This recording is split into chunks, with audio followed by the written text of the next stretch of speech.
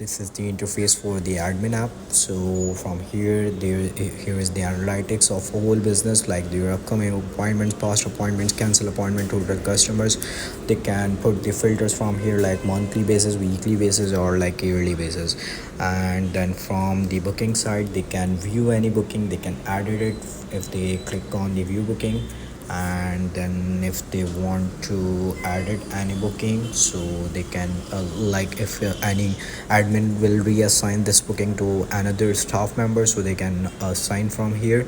And then that when they will put all the details, the booking will be assigned. And then from here they will find all the bookings, and they will find all the status from here.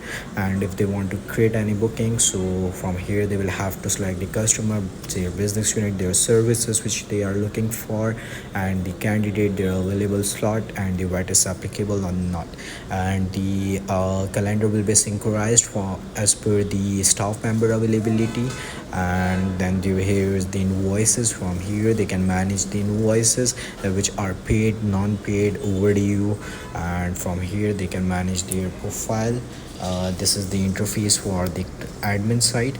And then also from the navigation bar they can find the bookings, invoice, leaves request if they put any leave request. So from here they can approve it, reject it with the reason.